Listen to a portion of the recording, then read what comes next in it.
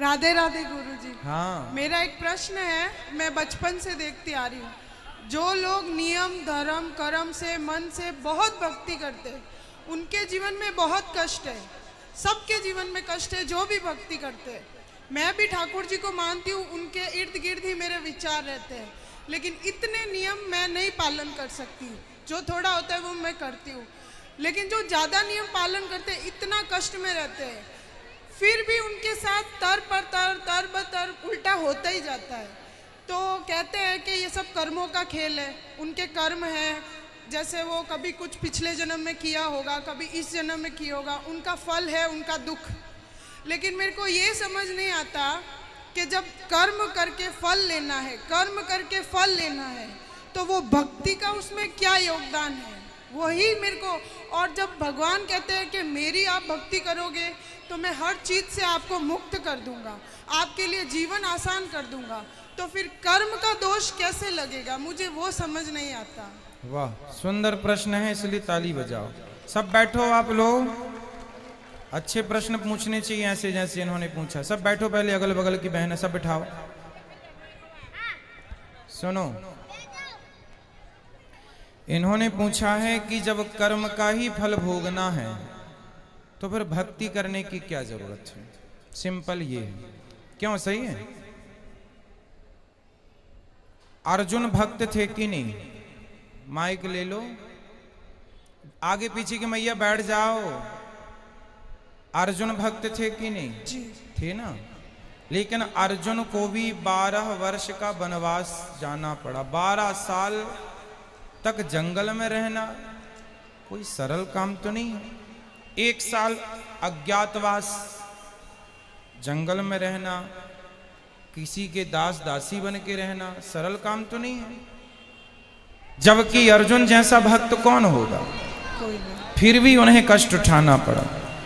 भगवान राम तो स्वयं भगवान थे, 14 साल का कष्ट। माता सीता तो साक्षात लक्ष्मी थी, फिर भी दर दर की ठोकर जंगल में लकड़ियां काट काट के बच्चों का लवकुश का लालन पालन किया। इसी प्रकार अब आप कहते हैं कि जब हम भक्ति करें तो फिर कर्म ही का फल भोगना है, तो भक्ति का अर्थ क्या? बात ऐसी है बेटा कि कर्म तो अपनी जगह है, कर्म तो हमें भोगनी है, हमें भी भोगना है, आपको भी भोगना है। भक्ति सिर्फ इसलिए की जाती है, इसलिए नहीं की जाती कि भगवान हमें पैसे वाला बना दें, भगवान हमें धन धान्य से भर दें, घर में सब कुछ हो। भक्ति का मतलब पैसा पाना नहीं, भगवान से बेटा बेटी मांगना नहीं। अरे भगवान की भक्ति आपको जो देगी, कोई कर्म में इतनी ताकत नहीं है कि आपको वो दे सके। अब उदाहरण से समझो, विभीषण को लंका का राजा बना दिया, क्या विभीषण का कोई ऐसा कर्म उसे राजा बना सकता था? नहीं। कर्म अच्छे करता था फिर भी लातें खाता था, रावण लात मार के निकालता था, उसके कर्म का भी उसे दंड मिला। पर भगवान की भक्ति जो की, उस भक्ति का भी फल, कर्मों का फल यदि मिलता है तो भक्ति का फल भी मिलता है। थोड़ा सा देर है, विभीषण को भक्ति का फल मिला।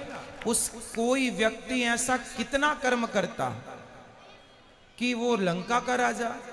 भगवान कर्मों के फल को नहीं देखते कि तुमने भक्ति हमारी कितनी की। जब भक्त शरण में चला जाता है तो भगवान भूल जाते हैं कि कितना बड़ा पापी और पतित है, उठा करके राज सिंहासन पर बिठा देते हैं। दूसरा सुग्रीव, सुग्रीव भी लातें खाता था भाई की, दर दर की ठोकर खाता था, उठा के बिठा दिया। तो भगवान बेटा, भगवान जो दे सकते हैं कोई नहीं। इसलिए गलती हम लोगों की है कि हम उम्मीद क्या करते हैं, हे भगवान हम तुम्हारे इतने बड़े भक्त हैं, तुमने हमें बेटा भी नहीं दिया। हे भगवान हम तुम्हारे इतने बड़े भक्त हैं, रहने को घर भी नहीं दिया। हे भगवान तुम्हारे हम इतने बड़े भक्त हैं, हमारा पति नहीं सुनता, बेटा नहीं सुनता।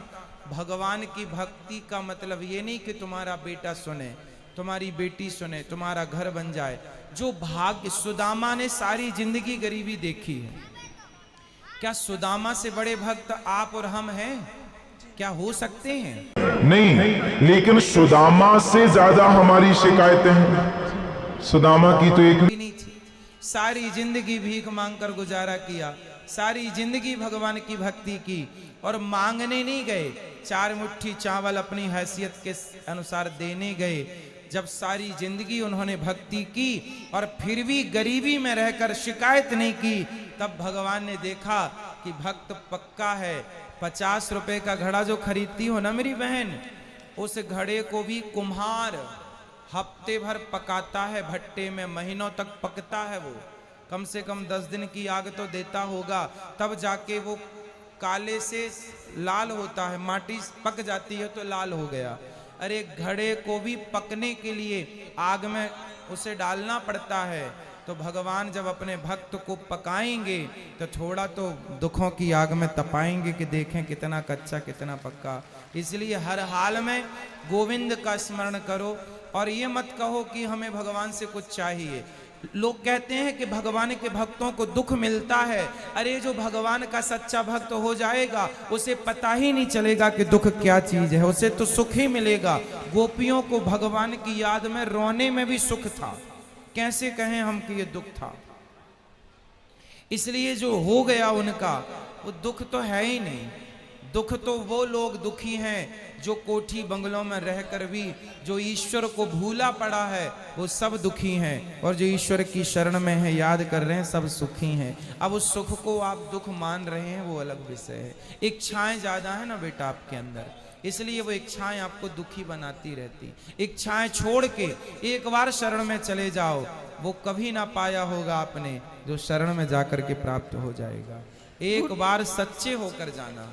गुरुजी एक प्रश्न और है, जैसे मैं आसपास देखती हूँ, मेरे आसपास जीवन में भी देखती हूँ, जो भक्त है चलो उनका मैं समझ गई कि वो दुख है, क्यों है, भक्ति का क्या महत्व है।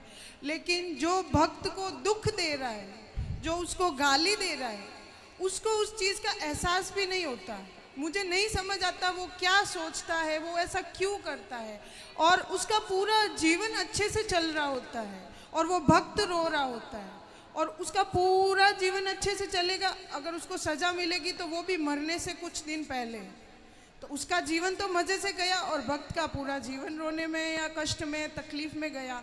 तो फिर उसका भक्ति न करना या करना, उसमें क्या उसमें अंतर हो गया। फिर वो तो दुख दे के मज़े कर रहा है, अंत में 4 दिन भुगत लिया और फिर चल लिया।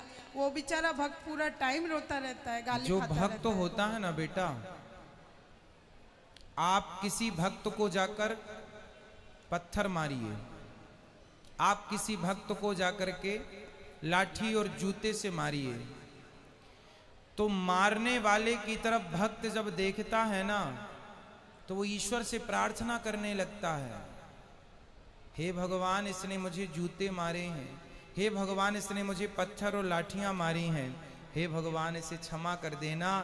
क्योंकि भगवान बड़े गुस्से में आ जाते हैं जब कोई भक्त को मारता है।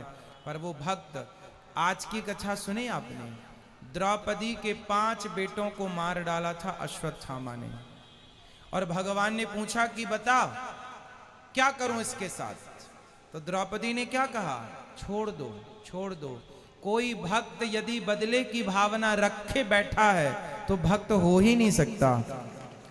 भक्त तो ये चाहता है कि इसने गलती की है पर भगवान इस पर क्षमा करना, और भगवान क्षमा करते नहीं हैं। विभीषण को लात मारा रावण ने, मारा, लात मारा भगवान ने। भगवान भक्त को मारा है, इसलिए माफ नहीं सर्वनाश करूंगा, कर दिया। एक बात बताओ कि जब तक रावण ने विभीषण को लात नहीं मारा, तब तक राम जी ने लंका में एक भी बाण छोड़ा हो, एक भी नुकसान किया हो लंका का, तो मुझे बताओ। रावण ने सीता मां को चुराया, जयंत ने सीता मां के चरणों में चोंच मारी थी, तो बाण छोड़ दिया था, त्रैलोक्य में जयंत को बचाने वाला नहीं मिला, चरणों में चोंच मारी थी केवल, और रावण तो पूरी सीता उठा कर ले गया। तो क्या राम जी बाण वहीं से बैठे बैठे ना मार देते, रावण तो मर जाता। लेकिन नहीं, राम जी ने कहा कि रावण भले मेरी पत्नी का हरण किया हो, लेकिन मेरे भक्त को रोटी खिलाता है विभीषण को, इसलिए मैं बाल विवाह का नहीं करूंगा। लेकिन जब उस भक्त को लात मारा तो राम जी ने सर्वनाश कर दिया। भगवान कहते हैं तुम मुझे लात मार दो, सह लूंगा, मेरे भक्तों को मारोगे विनाश कर दूंगा। इसलिए मेरी बहन, आप जो कह रही हैं कि भक्तों का अपमान करके लोग मजे से रहते हैं, नहीं, उनको जब मिलेगा ना दंड, भगवान थोड़ा सा देर, god mills grind slow but sure,